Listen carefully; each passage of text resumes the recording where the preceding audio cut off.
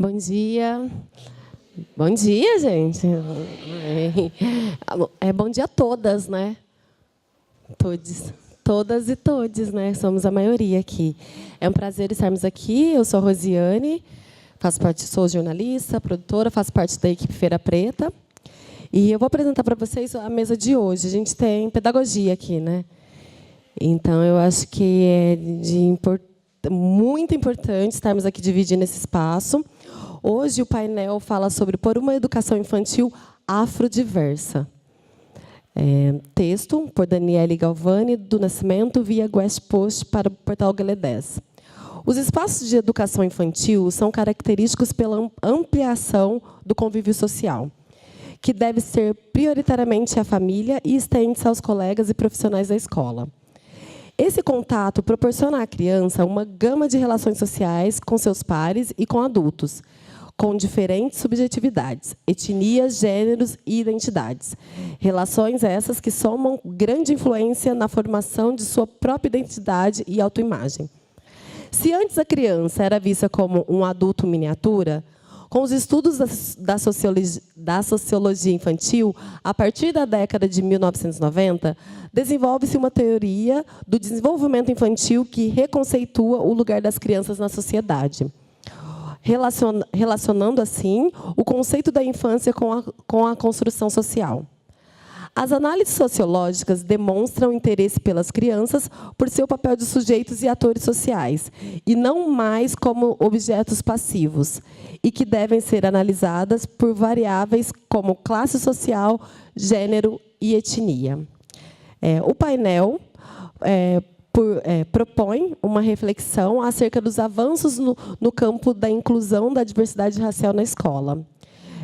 Eu vou apresentar as finalistas e o painelista, né? Doutora Valdete Tristão, doutora em Didática, Práticas de Ensino e Teorias Escolares pela Faculdade de Educação da Universidade de São Paulo, FEL-SP. Mestre em Educação pela Pontícia Universidade Católica de São Paulo, PUC-SP, e graduada em Letras e Pedagogia. Ex-bolsista do Programa de Bolsas da Iniciação Científica, Conselho Nacional de Pesquisas, PIBIC, CNPq, na graduação em Pedagogia, e ex-bolsistas do Programa Internacional de Bolsas de Pós-Graduação da Fundação Ford, International Fellowships Program, no mestrado. Suas principais atividades profissionais relacionam-se à docência na educação infantil e em cursos de formação contínua e continuada para a gestão, direção e coordenação pedagógica de professores da educação básica e com enfoque nas relações sociais, com destaque para o programa São Paulo, Educando pela Diferença para a Igualdade realizado entre 2004 e 2006 pelo Núcleo de Estudos Afro-Brasileiros da Universidade Federal de São Carlos, NEAB-UFSCar, e Secretaria Estadual da Educação de São Paulo, CESP, para a implementação e aplicação da Lei 10.639/03. Atuou ainda como consultora Atua ainda como consultora do Centro de Estudos e Relações do Trabalho e Desigualdade, CERT, diretora e coordenadora pedagógica em Centros de Educação Infantil, SEI, e Escola Municipal de Educação Infantil, EMEI, da Prefeitura do Estado de São Paulo, entre os anos de 2000 e 2013. Por favor, Valdete.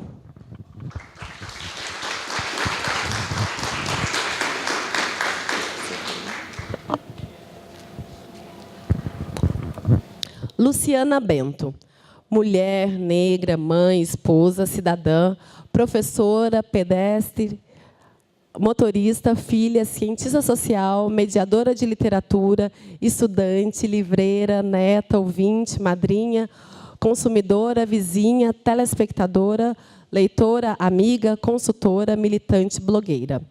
Todas elas juntas num só ser.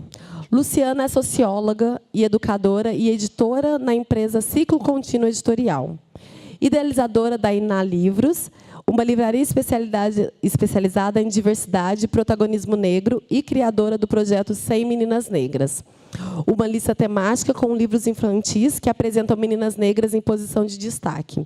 Realiza formações em escolas sobre literatura, diversidade e formação de leitores. Por favor.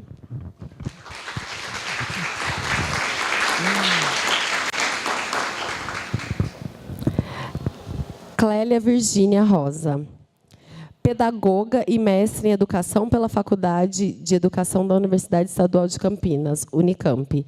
Seu campo profissional envolve a docência nos cursos de graduação, pedagogia e em cursos de formação continuada com gestores, gestoras, professores e professoras.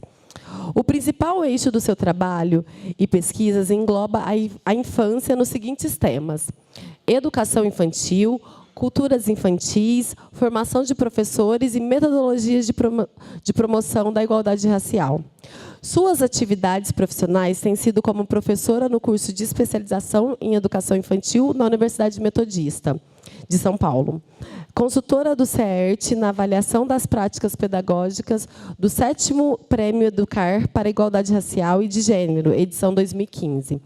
Formadora de culturas infantis e as relações étnico-raciais aos professores e professoras, gestores e gestoras das unidades educacionais da Diretoria de Educação Campo Limpo, desde 2015. E, atualmente, foi a pedagoga responsável pelo Centro de Referência de Promoção da Igualdade Racial na cidade de São Paulo, no ano de 2016.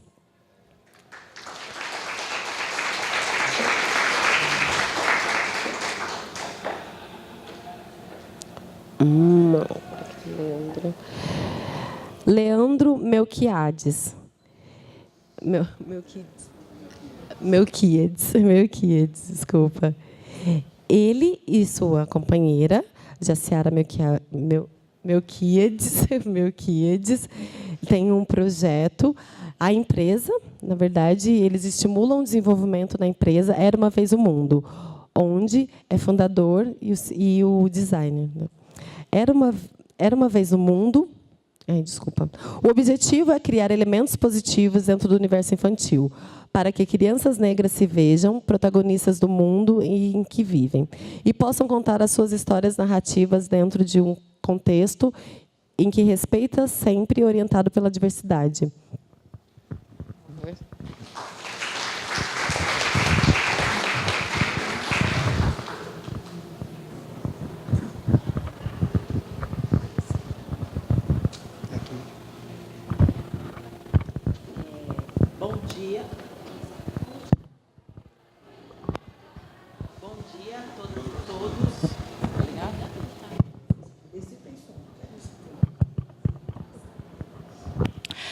Bom dia para todas e todos e todes.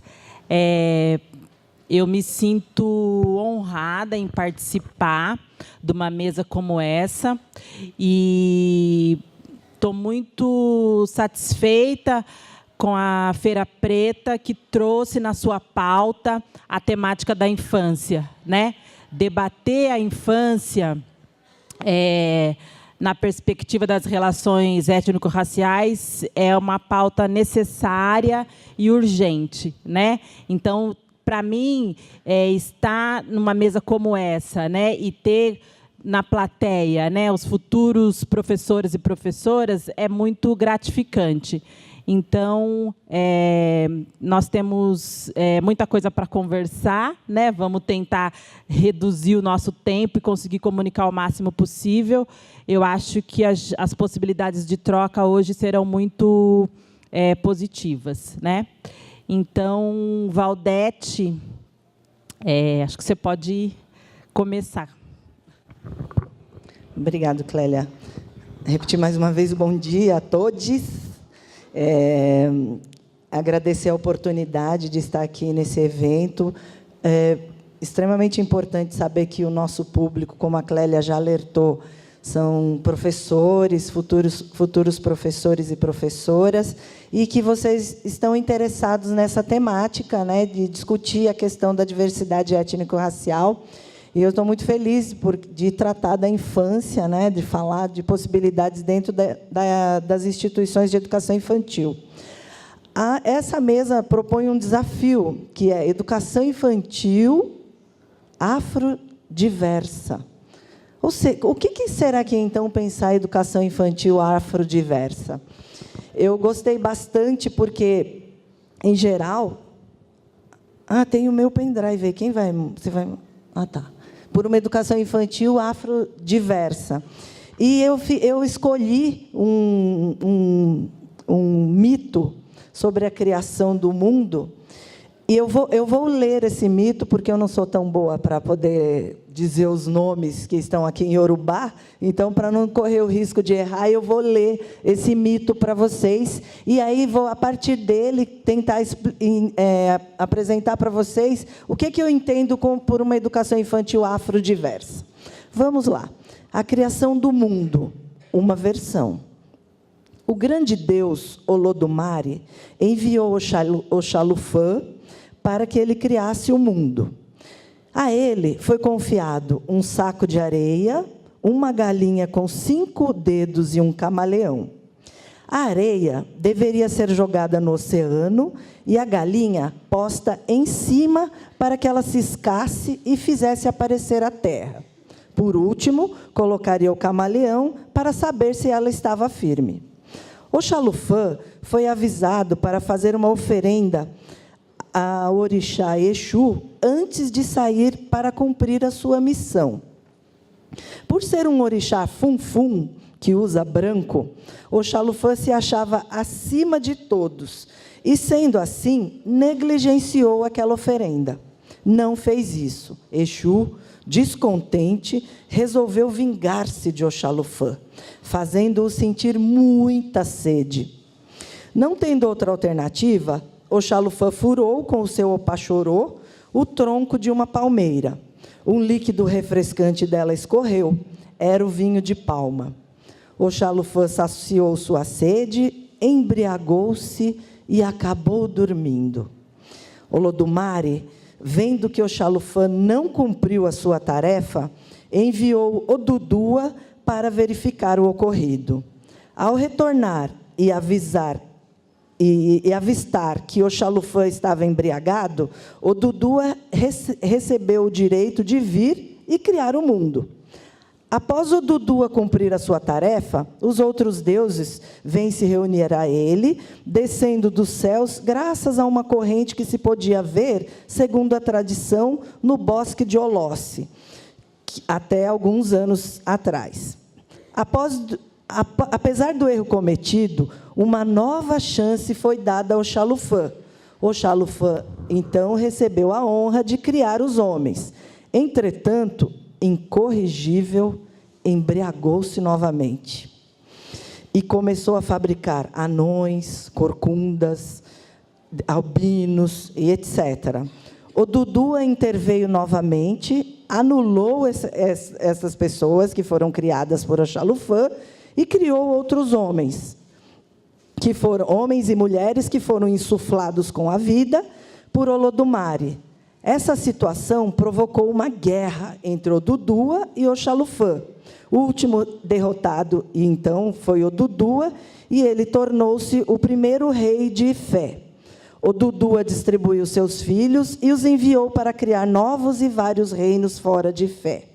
Mais tarde, os orixás retornaram a Orum, deixando na terra os seus conhecimentos e como deveriam ser cultuados, seus toques, comidas e costumes, para que fossem cultuados pelos seus descendentes. Então, o ser humano começou a fazer pedidos aos orixás, e para que cada pedido fosse atendido, eles ofereciam uma comida em troca. Ao contrário do que se pensa, nem todos os pedidos são atendidos, embora os orixás sempre aceitem as oferendas. Quando um orixá recebe um pedido, ele o leva até Olodumare e este decide se o pedido vai ser ou não atendido. O povo continua fazendo oferenda aos orixás até hoje, pois os orixás procuram sempre fazer o melhor para as pessoas. O círculo dos deuses é constituído, segundo o número 16, um número sagrado no candomblé.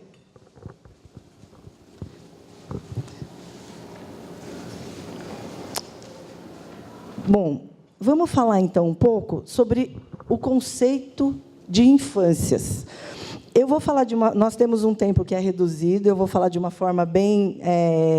tentar fazer de uma forma bem didática. Depois eu vou voltar ao conto, ao mito que eu falei para vocês. Vocês vão entender por que eu falei sobre ele. O conceito de infância, não dá para a gente falar em infância, a infância.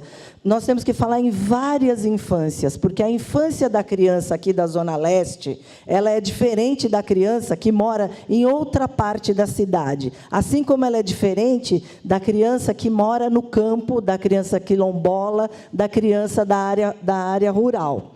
Então, para se falar em infância, nós não podemos usar um conceito que seja universal. E especialmente, falar em criança. Não dá para falar a criança. As crianças, elas são constituídas de vários... são percebidas a partir de vários marcadores sociais, entre eles o gênero, a classe social, o lugar de pertencimento, a raça e a etnia, quando se fala nos indígenas, não é? E, então, assim, não é possível, existem características e contextos que explicam essas diferentes constituições. E, quando nós recebemos essas crianças na escola, elas trazem todas estas informações consigo. Portanto, pensar uma criança genérica é algo impossível. Nós temos que pensar nas crianças e nas infâncias. Pensando na realidade das escolas, o próximo... As escolas são orientadas pedagogicamente por políticas e propostas eurocentradas. O que quer dizer isso? Dentro da escola, eu vou pegar até o exemplo da literatura, porque depois a Jaciana e o Leandro vão falar mais sobre isso também. As crianças, e provavelmente uma grande maioria de nós, conheceu os contos dos irmãos Grimm, conheceu as histórias de Walt Disney, conheceu o Perrault, conheceu os contos de Andersen, ou seja, uma literatura infantil toda focada nas contribuições dos povos europeus. Por isso que a gente diz que as propostas, muitas vezes, são eurocentradas, ou seja, elas desconsideram outras possibilidades de apresentar para as crianças que outras culturas existem. Por que eu trouxe, então, esse conto de criação do mundo a partir da mitologia africana? Para mostrar que existe um outro jeito de mostrar para as crianças, de contar para as crianças, que o mundo foi construído de uma outra forma, concebido de uma outra forma, por outros povos também. Quando a gente para pensar que Oxalufã recebeu uma tarefa de criar o mundo, embriagou-se, e, por isso, criou criaturas de formas diferenciadas, e depois, então, um outro deus africano veio para cumprir a promessa de criar o mundo como deveria, e as crianças também podem ter acesso a essa informação e, ao mesmo tempo, poder confrontar com outras também. Então, veja, o que a gente vê nas escolas, de modo geral, é uma maneira folclorizada... A próxima. Uma maneira folclorizada... não, acho que é antes dessa.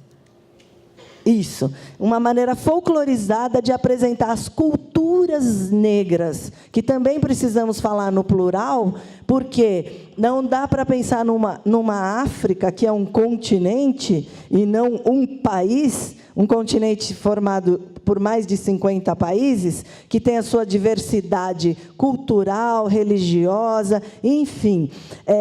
Negar para as crianças esse conhecimento e tratá-lo de uma forma inferiorizada é proibir todos, negros, brancos, enfim, todas as crianças que estão dentro da escola, de repensar e de conhecer uma outra realidade sobre o mundo e sobre si mesmas. Imaginem como se sentem as crianças negras que não podem se ver representadas.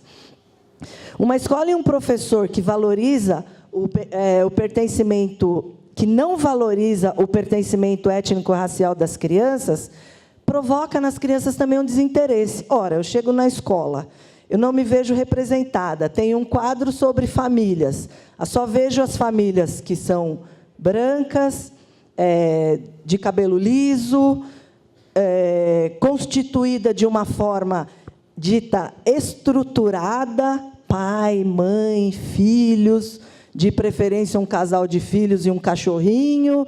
E se eu não tenho uma família daquela forma, como eu vou me sentir? E se a criança não se vê naquele lugar? Então, as pesquisas têm comprovado que não se sentir representada, quando as crianças não se sentem representadas na escola, elas se sentem desmotivadas, o desempenho escolar delas é diminuído. Então, são questões para refletir e que nos provocam a pensar que lugar que as culturas negras têm ocupado dentro da escola. Então, veja, os recursos interessantes para os professores seria, então, trazer temas que possam, então, envolver as crianças, nós estamos falando especificamente das crianças negras, para que elas se sintam representadas naqueles lugares. Então, veja, nós temos algumas provocações para fazer. As histórias que estão sendo contadas pelas crianças, alguns de vocês provavelmente já estão dando aula, né? Alguns de vocês podem estar em educação infantil e nas séries iniciais. Já pararam para pensar se as histórias que vocês contam para eles têm personagens negros? Vocês já pararam para pensar se existem políticas de compra de material na escola que você trabalha, que se preocupe com os bonecos e bonecas que vão ser comprados? Existem bonecos e bonecas negras dentro da escola, que as crianças possam acessar, brincar, ter como referência na hora da brincadeira simbólica, por exemplo? Já pararam para pensar se na escola de vocês tem isso? Vocês já pararam para pensar se existem cursos de formação voltados para o tema? A escola oferece isso para vocês? A instituição, se ela é pública, privada, ela oferece para vocês também isso? Ou seja, a legislação, a LDB 93/94, que é a lei maior que regula a nossa formação de profissionais da educação, ela foi alterada em 2003 pela Lei 10.639, que não é uma lei isolada. Eu não posso escolher se eu quero trabalhar com história e cultura de África. Ela diz bem claro que ela é para ser trabalhada na educação básica. Sendo trabalhada na educação básica, ela deve, então, agregar e deve dar as pessoas da educação infantil devem dar atendimento a essa legislação também. Portanto, esta lei não é uma lei de pretos, de negros, de militantes. Ela é uma lei para ser cumprida, porque ela altera a LDB. Alterando a LDB, nós temos que ter estas questões em consideração. A estrutura educacional das escolas, muitas vezes, né, o currículo das escolas, ele não leva em consideração estas propostas, não é? E desconsidera as identidades de raça, gênero, classe social, entre outras. Quando eu trato todas as crianças iguais, de verdade, eu estou promovendo uma educação desigual. Porque tratar igual não é desconsiderar que existem diferenças. Existem diferenças de pertencimento racial, existem diferenças de gênero, existem diferenças de território, muitas vezes. Existem diferenças, né, como eu apontei no começo, que precisam ser consideradas nas propostas pedagógicas. Portanto, as escolas de educação infantil devem ter como eixo a consideração de que as crianças são sujeitos de direito, como preconiza, inclusive, a Constituição.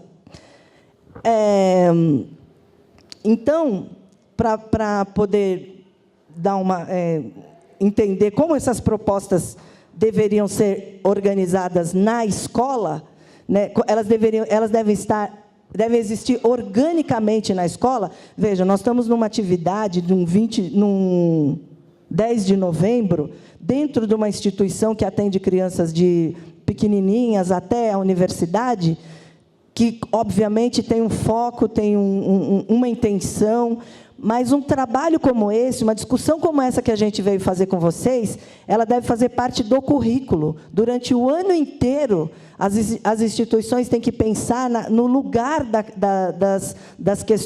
cultura negra no seu currículo, do lugar da cultura negra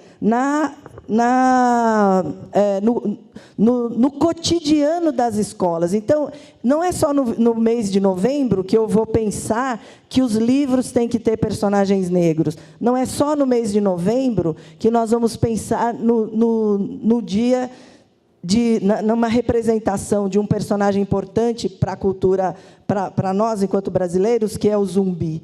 Então, assim, um projeto que considere a criança negra e a produção das culturas negras, ele perpassa o ano inteiro. E, por fim, o tema não deve aparecer só em datas comemorativas, né? Já disse isso. Festas, eventos, né? Esse trabalho deve estar presente no planejamento do ano. Eu preparei uma outra fala, né, porque a gente sempre tem que vir com umas cartinhas na manga, né, mas eu estou atenta aqui ao meu tempo também. Né, uma ideia é pensar nos valores civilizatórios africanos. O que são os valores civilizatórios africanos? É a cosmovisão. Eu vou falar bem rápido, tá? Eu não vou falar de todos eles, só vou citar. A cosmovisão é a maneira subjetiva, é a forma como os povos africanos pensam a vida, as relações com outros seres humanos, as respostas filosóficas. Então, é assim, como é que eu penso o mundo, que visão de mundo eu tenho sobre a vida, sobre a morte, o que vai acontecer comigo depois dessa experiência terrena. Então, esses valores, eles permeiam a filosofia africana e, obviamente, pela nossa experiência de escravidão, foi trazida com os africanos escravizados para o nosso país. Então, muito do que nós temos de experiências com circularidade, religiosidade, esses são os valores civilizatórios. Corporeidade, musicalidade, memória, ancestralidade, cooperativismo, oralidade, energia vital e ludicidade são inspirados nesses valores. Eu vou só dizer um exemplo bem rapidinho. Por exemplo, a questão da circularidade, vou mostrar só esse, né? No espaço lúdico, isso. No espaço lúdico, sempre nós procuramos os círculos, né? Isso, para nós, embora ela não esteja acontecendo da forma como nós gostaríamos, seria uma roda de conversa, e a nossa ideia de estar assim, né, é uma ideia de que estaríamos em círculo. Então, o círculo tem um começo, um meio e um fim para os africanos, né? E ele permeia também as nossas experiências. A capoeira é feita em círculo, o jongo é feito em círculo, o tambor de crioula é feito em círculo, o xirê no candomblé é feito em círculo, tem um começo, um meio e um fim, né? Então, saber desses valores e saber como eles estão presentes na nossa vida é algo que pode nortear práticas na educação infantil também. Eu vou terminar, porque eu sei... passa bem rapidinho, só para a gente chegar lá na gestão dos espaços. Né? Então... Mas isso. Então, veja, pensar num espaço da educação infantil enquanto instituição é algo que é de extrema relevância, importância e responsabilidade do gestor e de sua equipe. Do gestor no sentido de, porque prover material para salas de aula, prover material para as bibliotecas, prover material para as crianças, para todas as crianças, que de verdade apresente e estimule a questão da temática étnico-racial, da diversidade, é algo também que é compromisso da escola. Tem que ser, para não atrapalhar. Tá ótimo. É isso, muito obrigada. E eu quero agradecer mais uma vez, terminar dizendo que a pessoa que trabalha duro ganha a inimizade do desocupado. Esse é um provérbio africano. Como eu disse que a oralidade também é algo que faz parte desses valores, né? Eu queria terminar com esse provérbio. Então, vamos à luta, vamos pegar nas nossas crenças de que todos têm o direito de pertencer com as suas diferenças e tocar, continuar. Obrigada.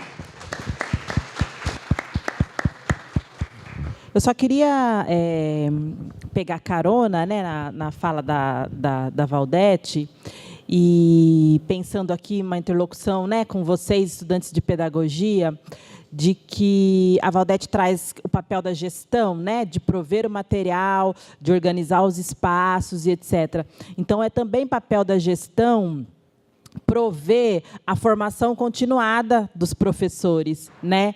Os projetos de educação infantil da temática racial, ultimamente, o que temos visto é que eles, abre aspas, caem no colo de um professor, de uma professora, né? Se, porventura, aquele professor, aquela professora sai da escola, o projeto acaba, né? Então, o projeto ele não pode estar na responsabilidade de uma pessoa, né? Ele precisa fazer parte da instituição, né? E isso é papel também da gestão junto com os seus professores, né? Nós, na nossa formação, eu também sou pedagoga, na nossa formação nós não tivemos acesso a esse conteúdo, né? A nossa formação, ela eu digo sem medo que foi uma formação incompleta, né, nessa perspectiva. Então, nós precisamos ocupar o nosso lugar de aprendiz, né, nessa temática. A gente não sabe muita coisa da temática africana e afro-brasileira, mas, para a gente tocar os nossos projetos, junto com a gestão, a gente precisa voltar, buscar outras referências, porque, infelizmente, as referências que nos foram apresentadas não foram essas. E, para tocar um projeto sem referência, a gente corre um risco tremendo de coisas, inclusive, que vocês já devem ter visto nas redes sociais, grandes equívocos que as pessoas fazem nas escolas, dizendo que estão tratando, né, da diversidade. Pintam as crianças, né, de preto, fazem bonecas usando palha de aço. É um equívoco isso, né? É um retrato da má formação dos professores, quando você demonstra um projeto como esse. Então, a gente precisa assumir o nosso não saber diante desse conteúdo, e um segundo passo vamos aprender para fazer legal com as crianças. Acho que é isso. Lu, você agora. Bom dia. Eu sou a Lu.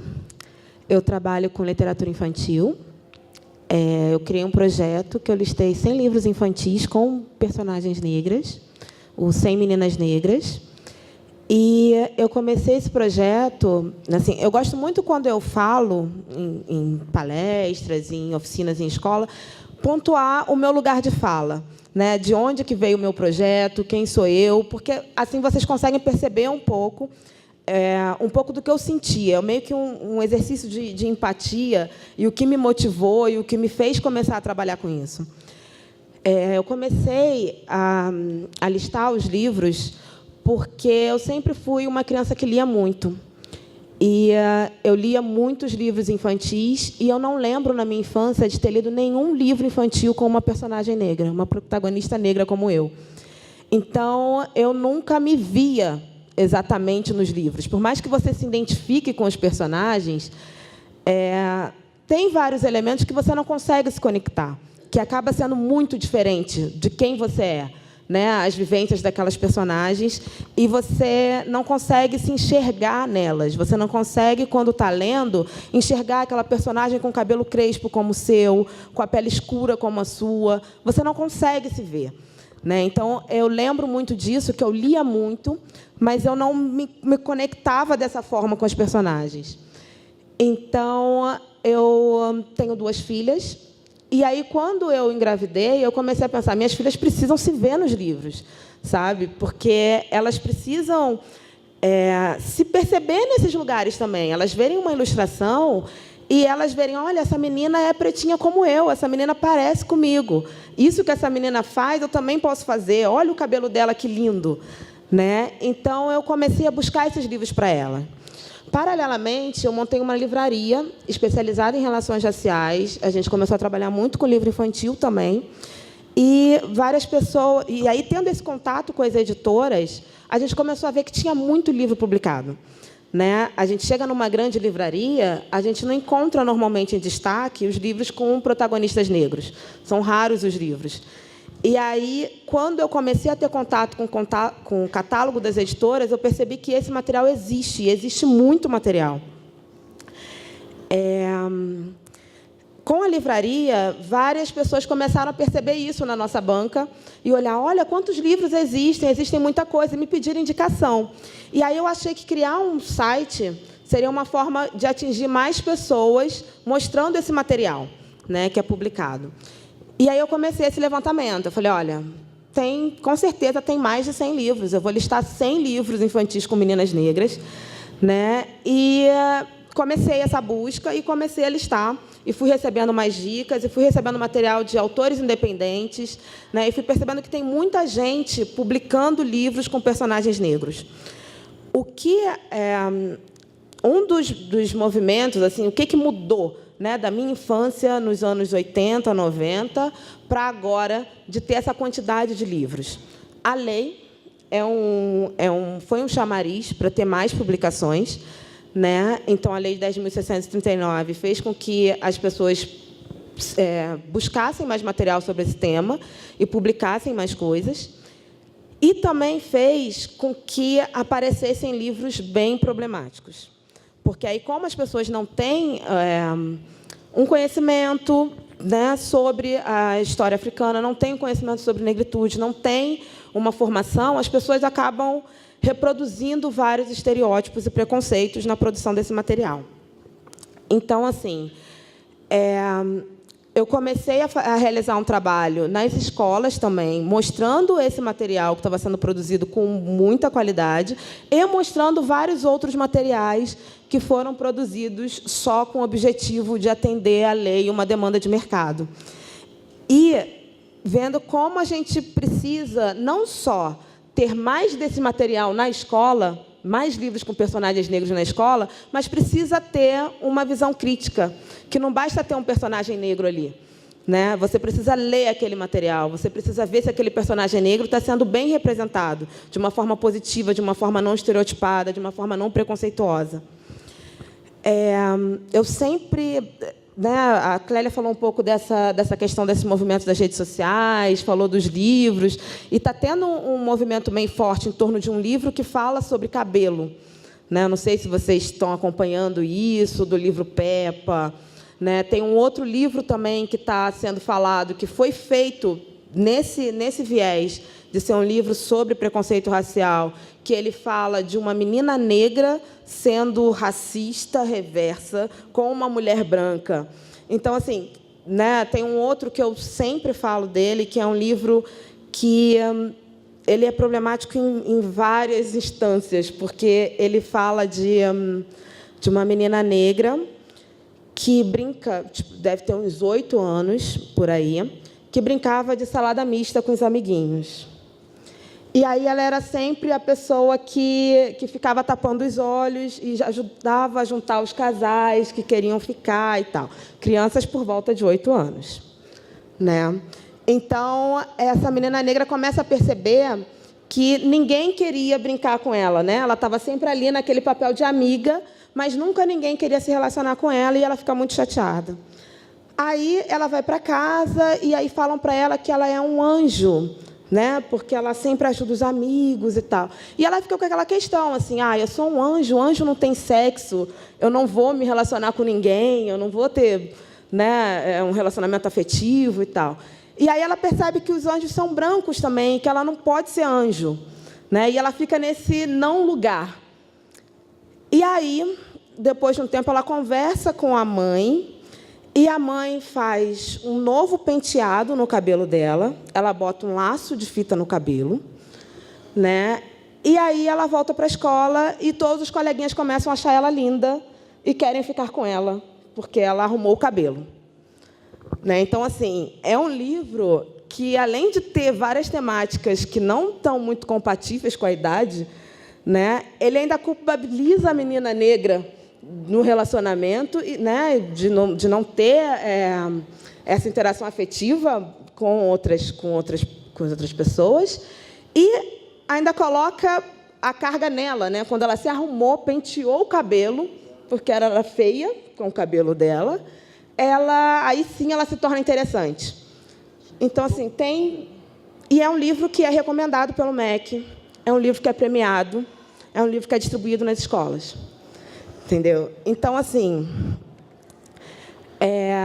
tem muito material que passa, né? Além de não passar pelo crivo do autor que escreveu tudo isso, né? Que não percebeu nenhum problema nesse processo, ele passa por todas as instâncias para ser editado, ele passa em premiações e ele é recomendado pelo MEC, para a gente entender como esse sistema de produção de material ainda está muito falho.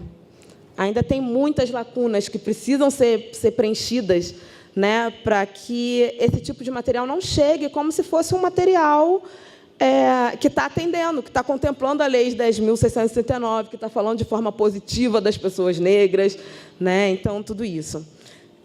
Voltando para a questão do meu projeto de 100 Meninas Negras, eu optei trabalhar com meninas por essa minha experiência, né, nos livros com meninas, mas também porque, a partir da leitura, eu percebi que, apesar da gente ter toda essa questão de relação de gênero e de opressão que as mulheres sofrem e tudo isso, as meninas são muito melhor representadas na literatura do que os meninos. A maioria dos livros infantis com meninos negros são livros que não tratam de uma forma positiva, são livros que trabalham temas, às vezes, muito duros, para a gente já apresentar de cara na primeira infância como um livro lúdico. São livros que começam com o menino abandonado, sem família, sabe?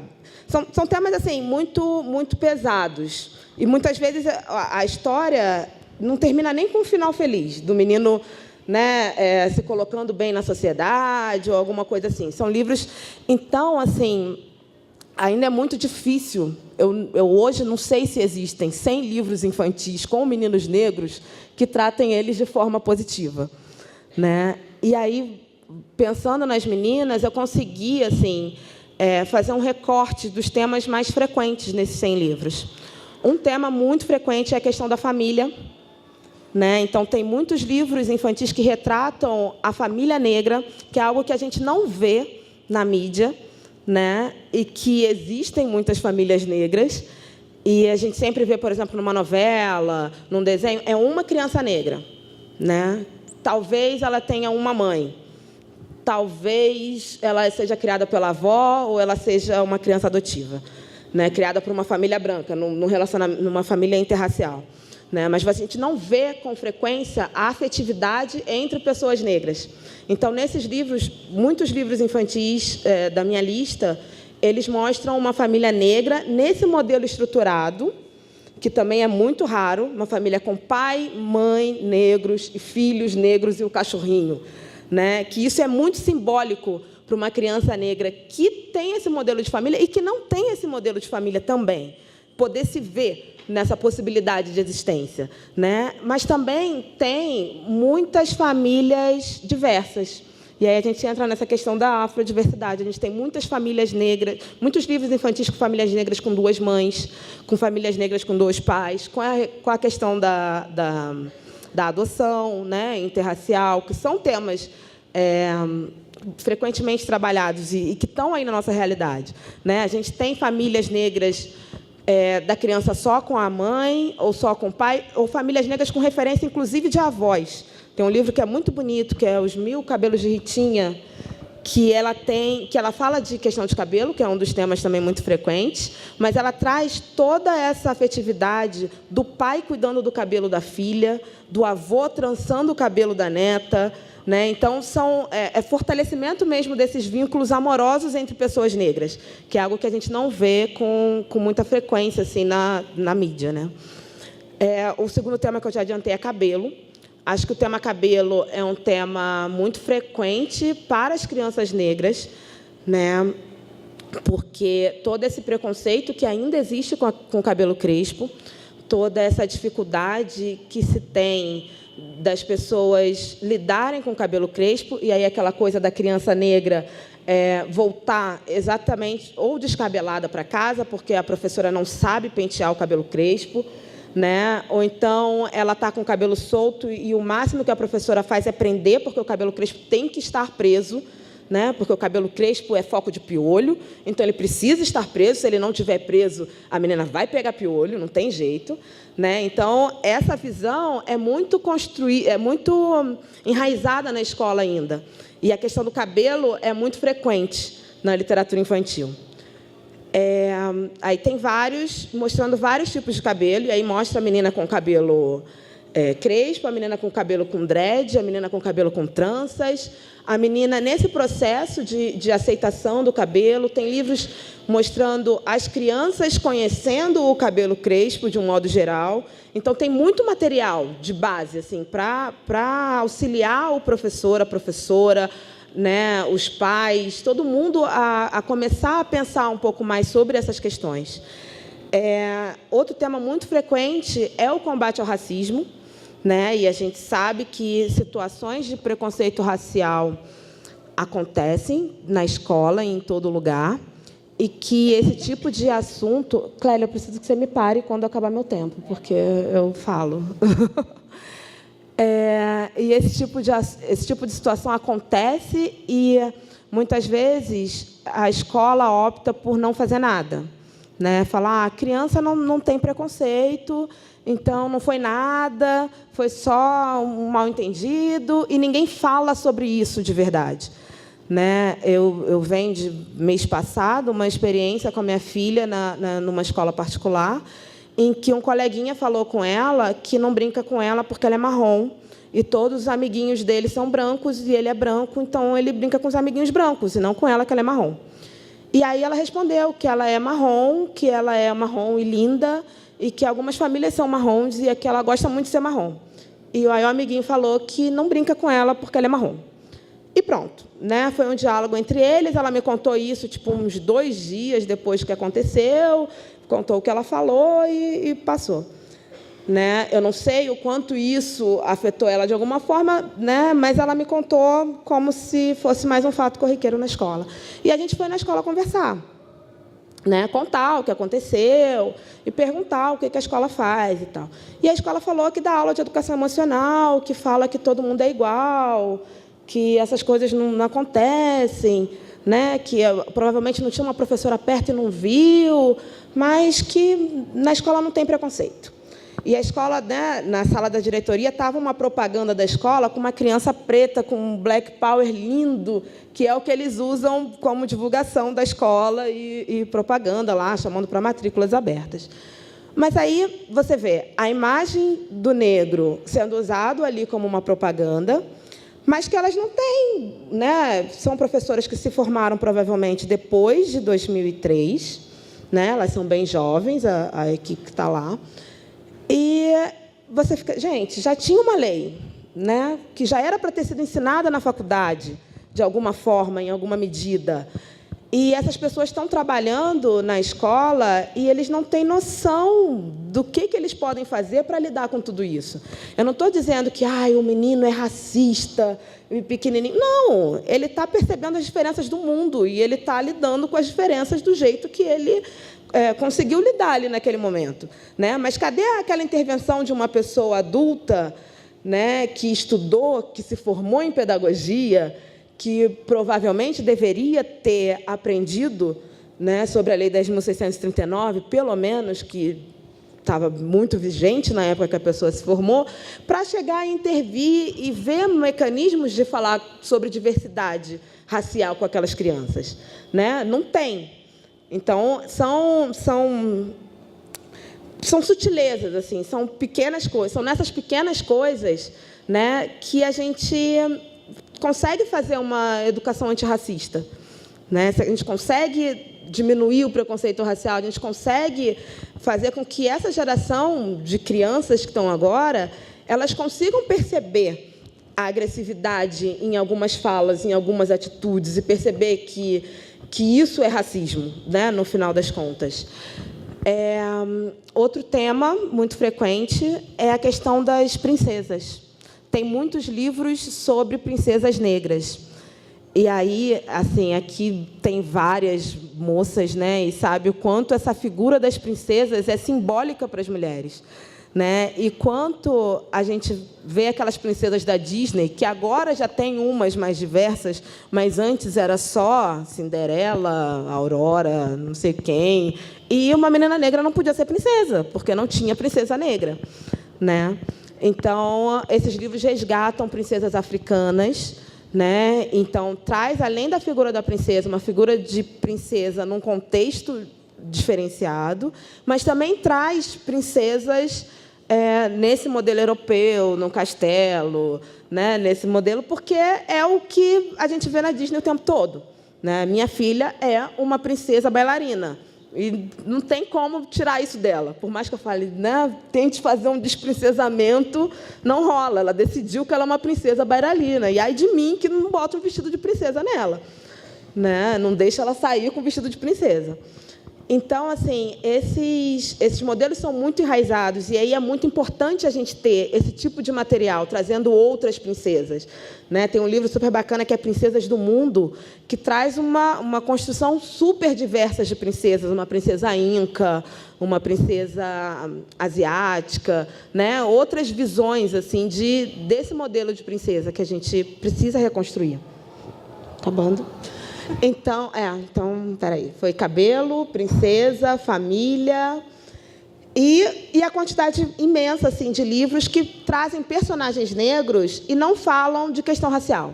Eles não falam nada de questão racial, só traz uma personagem negra ali falando de qualquer outra coisa.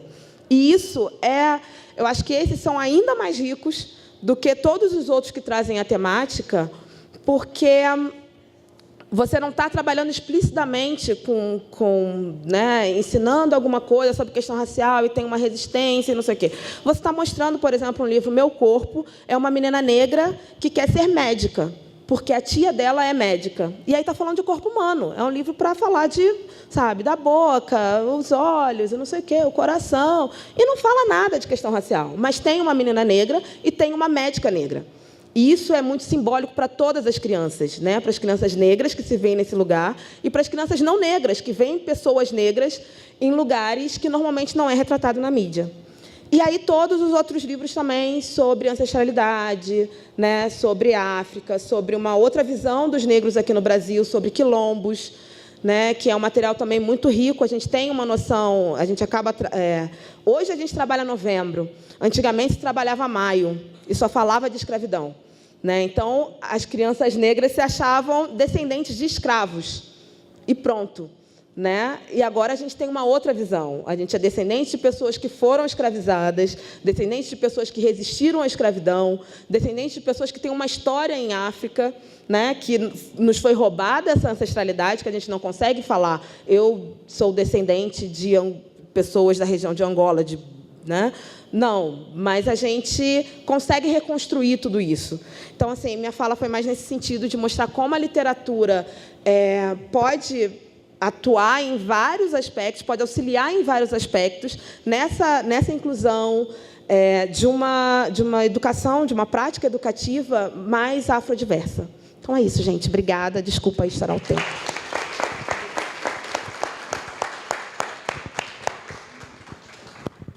Eu só queria, antes do Leandro, senão eu esqueço. A Lu está trazendo um contexto para a gente que já é para derrubar um mito muito presente na área, né, na nossa área da educação. qual é o mito? Ai, mas não tem material. Tem material, gente, muita coisa.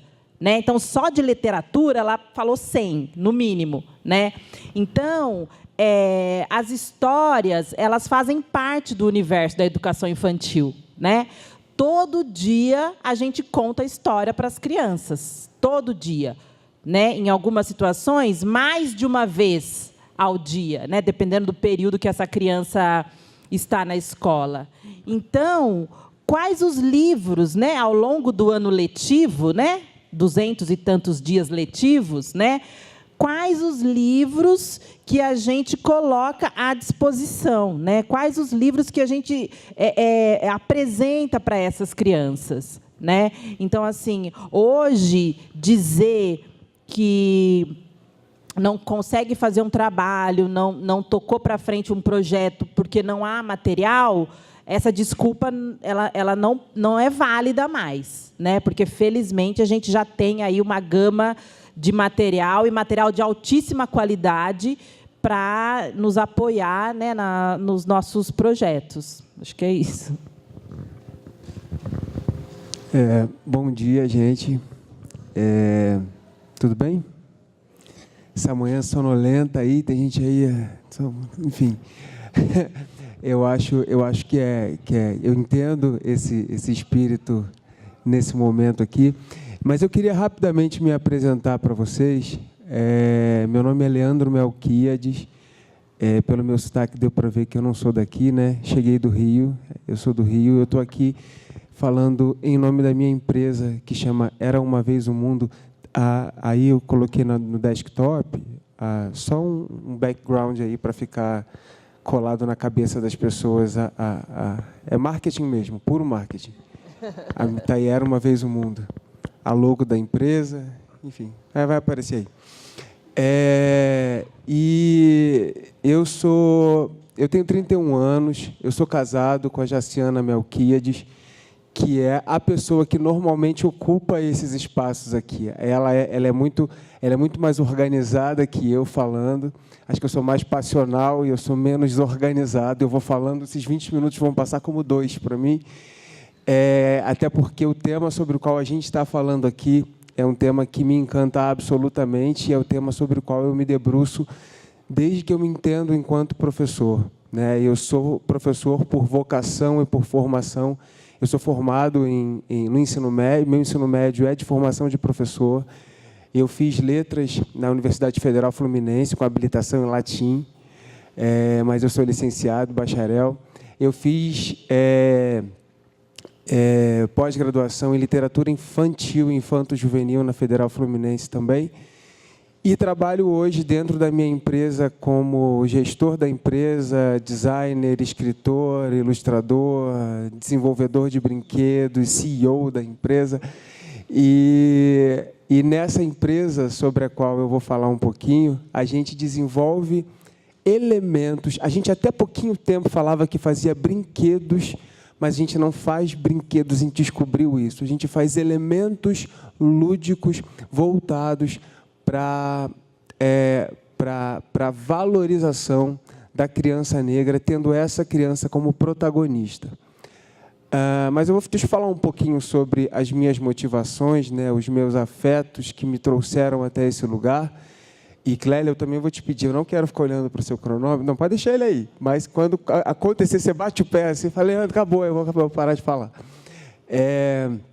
Porque é o seguinte, eu queria muito agradecer estar nessa mesa, essa mesa hegemonicamente feminina, essa sala hegemonicamente feminina. Eu acho o feminino muito mais interessante do que o masculino, me perdoem os irmãos, mas não acho o homem interessante nesse lugar em que a gente fala sobre infância, né? A infância, assim, por mais que a gente precise estar e esteja presente dentro desse discurso, e é fundamental que esteja, quando a gente fala de infância, automaticamente o carinho maternal e essa é isso aí mesmo.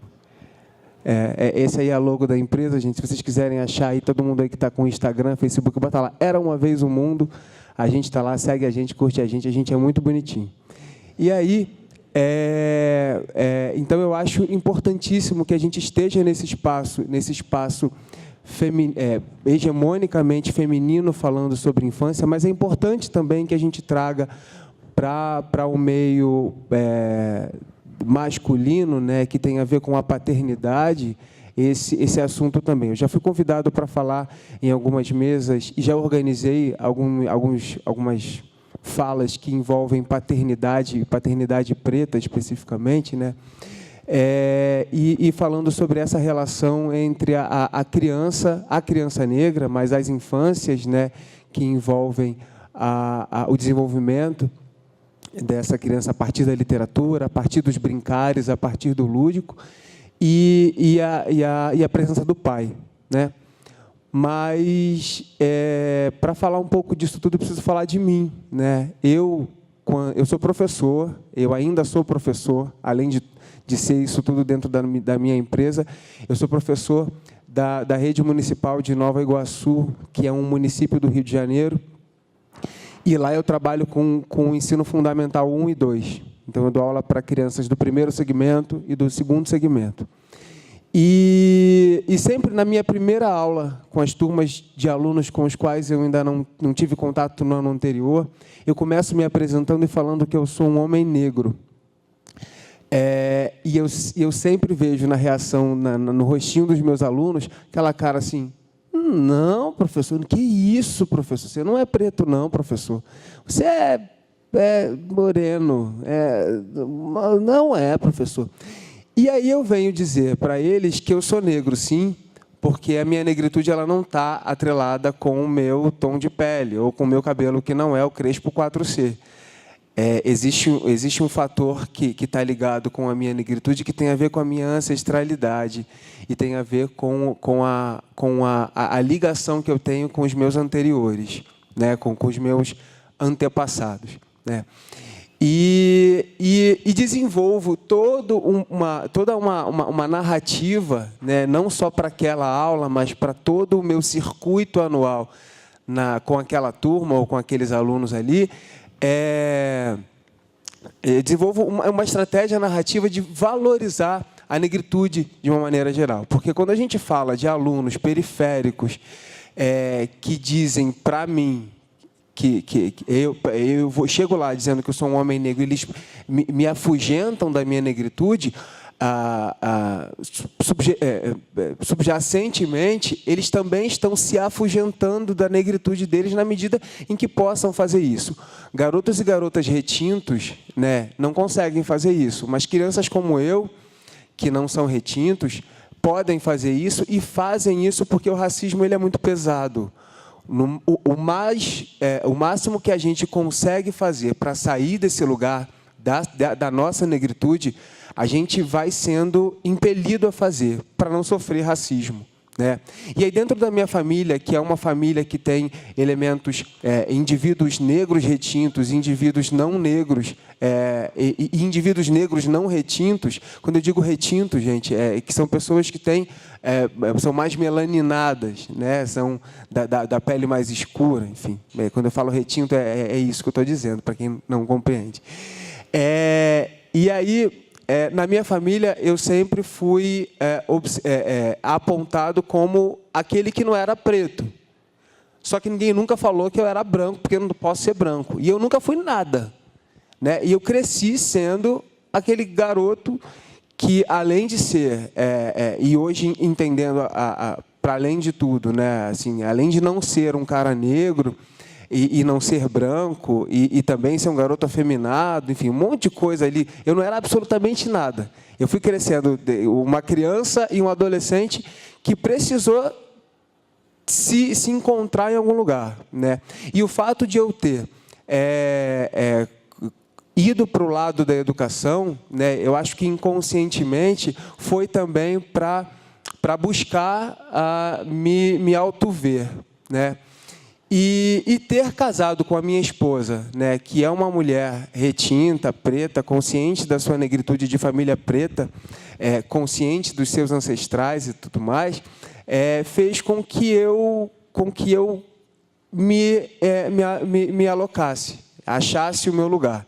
E formar a minha família foi também formar... a gente tem um filho, que é um menino lindo, de 6 anos hoje, o Matias. Formar isso foi também formar, para além do meu conceito subjetivo de indivíduo, homem, negro, pai, foi trazer elementos para o que Era Uma Vez o Mundo é. O que a gente faz tem a ver com tudo o que a gente produz, tudo o que a gente faz existir hoje, são elementos que refletem tudo o que a gente não teve, tudo o que eu não tive. Então, Era Uma Vez o Mundo desenvolve elementos afirmativos pensando na criança negra como protagonista, trazendo essa imagem positiva da criança, não só para a criança negra. Também, acho que a ideia é que a gente dialogue com todas as crianças, com as infâncias, né?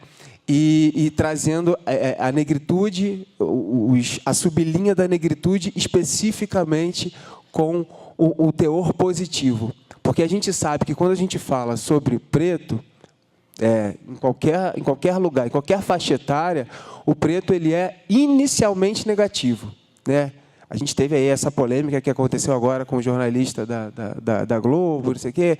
A fala dele é precisa quando ele fala essa coisa de preto. Ele não está falando que é bonito, não está falando que é bonito que o cara está falando coisa de preto e tal. Não, o que tem a ver com o negro é socialmente, por conta do racismo, considerado negativo, né? E aí Era Uma Vez o Mundo traz para as crianças elementos positivos ligados a essa negritude, mas não só para a criança preta, porque a gente costuma falar que o Matias ele consome, além dessa literatura que tem crianças negras como protagonistas, ele também consome O Pequeno Príncipe. E é comum que crianças negras consumam literatura, e a gente sabe que isso é muito mais comum do que incomum, consumam literatura em que ele não se vê, né? A criança branca ou não negra como protagonista.